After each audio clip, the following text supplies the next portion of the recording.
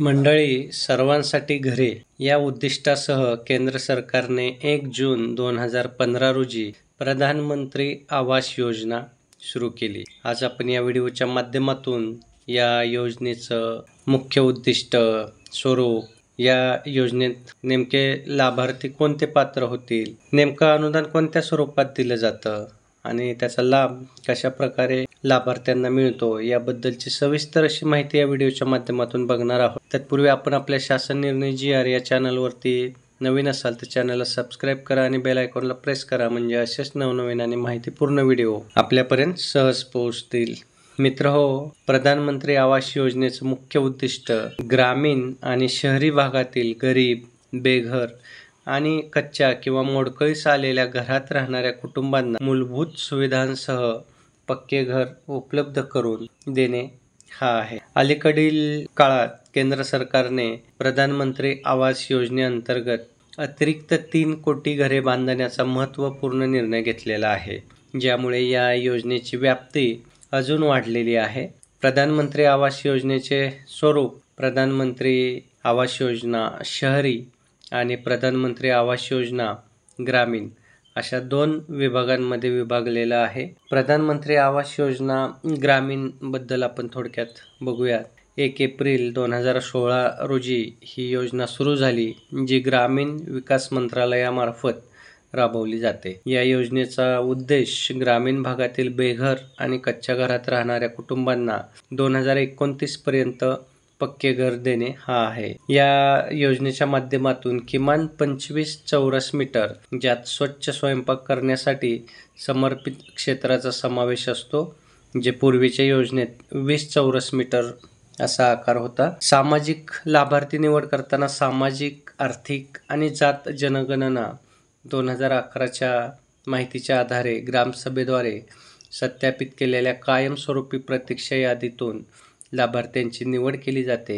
यात पात्रता जर बघायला गेलं तर कुटुंबाकडे देशात कोठेही पक्के घर नसावे, बेघर असलेले किंवा कच्च्या भिंती, कच्च्या छताच्या घरात राहणारे कुटुंब असावे आणि लाभार्थी कुटुंबानं महाराष्ट्रात यापूर्वी कोठेही घरकुल योजनेचा लाभ घेतलेला नसावा, अशी पात्रतामध्ये अट आहे. आता यामध्ये आर्थिक अनुदान आणि लाभ कसा दिला जातो तर क्षेत्र, प्रतिश्रेणी, प्रति युनिट आर्थिक मदत दिली जाते.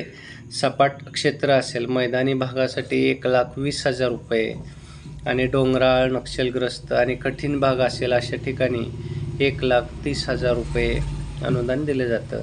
निधी वाटप, केंद्र आणि राज्य सरकारच्या निधी वाटपाचा हिस्सा हा 60-40 असा असतो. अतिरिक्त लाभ, शौचालय बांधण्यासाठी स्वच्छ भारत मिशन अंतर्गत 12,000 रुपयांपर्यंत अतिरिक्त मदत केली जाते. मनरेगा अंतर्गत 90 ते 95 दिवसांची अकुशल मजुरी म्हणजे अंदाजे 22,000 रुपये.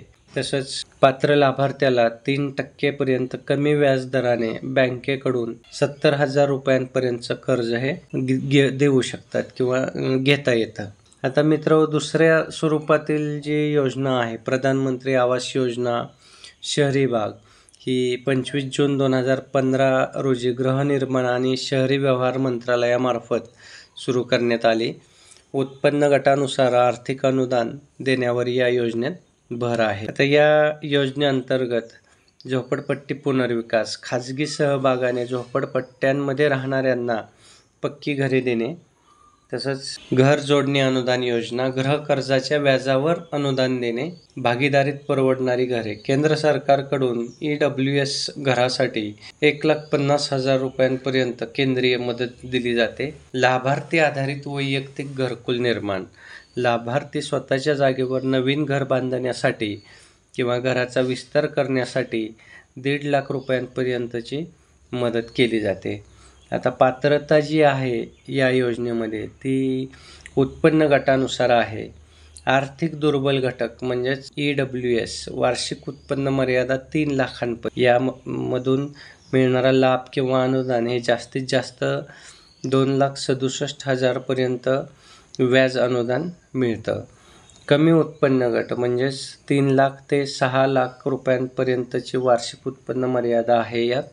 यामध्ये मिळणारा लाभ किंवा अनुदान हे 2 लाख 67,000 रुपयांपर्यंतचं व्याज अनुदान. मध्यम उत्पन्न गट वार्षिक उत्पन्न मर्यादा ही 6 लाख ते 12 लाखांपर्यंत. यामधून मिळणारा लाभ किंवा अनुदान जे आहे ते 2,35,000 रुपयांपर्यंतचं व्याज अनुदान. आणि मध्यम उत्पन्न गट यामध्ये 12 लाख ते 18 लाख रुपयांपर्यंतची वार्षिक उत्पन्न मर्यादा आहे. यामध्ये मिळणारा लाभ किंवा अनुदान हे 2,30,000 रुपयांपर्यंतचं आहे. आता या योजनेच्या सामान्य पात्रता अटी कोणत्या आहेत तर स्थायी घर नसावे, मालकी हक्क, योजनेअंतर्गत बांधलेले खरेदी केलेले घर कुटुंबातील महिला प्रमुखाच्या नावावर किंवा पती पत्नीच्या संयुक्त नावावरती असणे आवश्यक आहे. कुटुंबात प्रौढ महिला सदस्य नसतील तरच पुरुषाच्या नावावर घर असू शकते. पूर्वी लाभ नको. अर्जदाराने यापूर्वी कोणत्याही सरकारी गृहनिर्माण योजनेचा लाभ घेतलेला नसावा.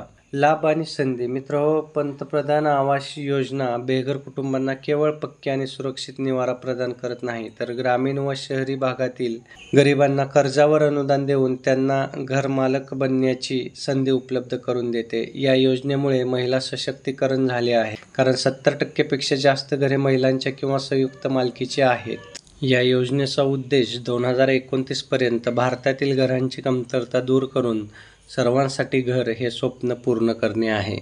मित्र, व्हिडिओ आवडला असेल तर व्हिडिओला लाईक करा आणि जास्तीत जास्त आपल्या शेजारी पाजारी तसेच मित्रांना हा व्हिडिओ व्हॉट्सॲपच्या माध्यमातून, व्हॉट्सॲप ग्रुपच्या माध्यमातून शेअर करा. म्हणजे त्यांनासुद्धा वेगवेगळ्या उत्पन्न गटानुसार शहरी भागांमध्ये प्रधानमंत्री आवास योजना ही राबवली जाते, तर ग्रामीण भागातील मंडळींनासुद्धा या योजनेचा लाभ घेता येतो याबद्दलची माहिती मिळेल. आणि त्याबद्दलचे निकष कोणते आहेत, पात्रता अटी कोणत्या आहेत, अनुदान कोणतं आणि कोणत्या स्वरूपात दिलं जातं याबद्दलची सविस्तर अशी माहिती मिळेल. धन्यवाद.